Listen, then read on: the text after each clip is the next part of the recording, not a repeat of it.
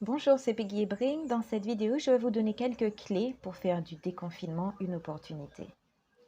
Donc la première clé est de faire du déconfinement une opportunité de santé. Donc peut-être que pendant la période de confinement, vous avez mis en place une bonne activité physique, une pratique régulière d'activité physique, et donc ce serait dommage de s'arrêter avec le déconfinement. Donc continuez à mettre en place, bien sûr de façon aménagée, une activité physique régulière. C'est aussi l'opportunité de mettre en place une bonne hygiène de vie si ça n'a pas été le cas, si vous avez mangé beaucoup trop de mauvaises choses pendant la période de confinement, c'est peut-être l'opportunité de mettre en place une alimentation saine, de bonnes pratiques de santé comme de la relaxation, de la méditation, de la cohérence cardiaque. Il y a énormément de pratiques de santé naturelle que vous pouvez mettre en place au quotidien pour favoriser votre santé. Si vous ne savez pas quoi faire, je vous invite tout simplement à aller regarder sur Internet. Il y a énormément de vidéos et d'informations. Ça va vous donner beaucoup d'idées à mettre en place. La deuxième clé, c'est s'ouvrir à soi. Donc, on peut faire du déconfinement une opportunité de s'ouvrir à soi. C'est vrai que la période de confinement nous a invités au retrait. Et pour certaines personnes, ça a été l'occasion d'un retrait en soi, c'est-à-dire faire le point sur sa vie, un petit peu d'introspection. Est-ce que ma vie est alignée? Est-ce que ma vie est alignée à mes valeurs profondes? Ça a été l'occasion d'un retour à l'essentiel. Qu'est-ce qui est essentiel dans ma vie? De quoi est-ce que j'ai besoin dans ma vie pour véritablement être aligné, être heureux, être épanoui?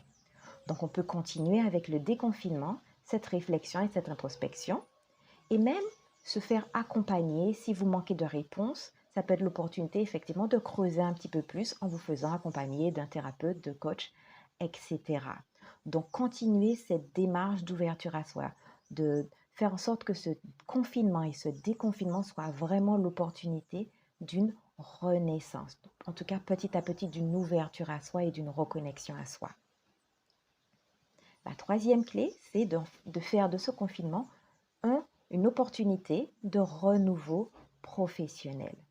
Donc, si vous restez dans la même carrière, c'est peut-être l'occasion pour vous de discuter avec votre direction dans l'aménagement de votre travail. Ça peut être en termes d'organisation ou de temps de travail.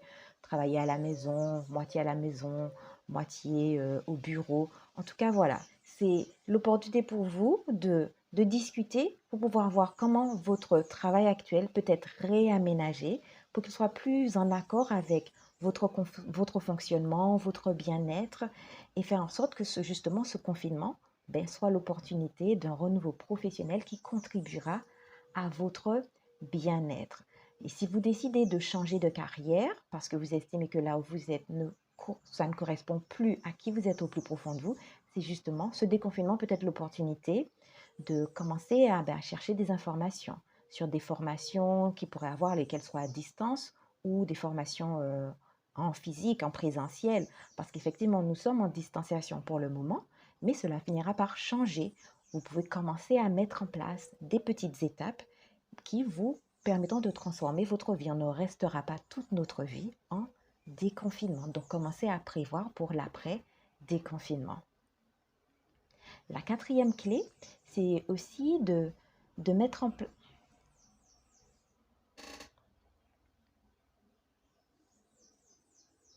La quatrième clé est la bienveillance, la patience et l'amour. Ce déconfinement pourrait être l'occasion de développer plus de patience, de bienveillance et d'amour pour vous et pour les autres. Donc c'est vrai qu'on va passer par une période de transition. Il nous faudra nous adapter à un nouveau mode de fonctionnement et il faudra s'attendre à ce que les choses ne fonctionnent pas comme elles fonctionnaient avant. Il faudra accepter peut-être que vous ne soyez pas aussi performant que vous l'étiez avant, ou que les personnes et que les systèmes que les organisations ne fonctionnent pas aussi bien qu'avant. Donc ça va nous demander de la patience, de la bienveillance et de l'amour pour nous-mêmes et pour les autres. Donc ce sera justement l'opportunité de laisser rayonner toute cette bonté et cette lumière que l'on a en nous. Car c'est définitivement dans les moments difficiles et les moments sombres qu'on a besoin de notre lumière, que le monde a besoin de notre lumière et de notre amour. Voilà, c'est ce que j'avais envie de partager avec vous. Bonne soirée, bonne journée et à bientôt. Bye bye.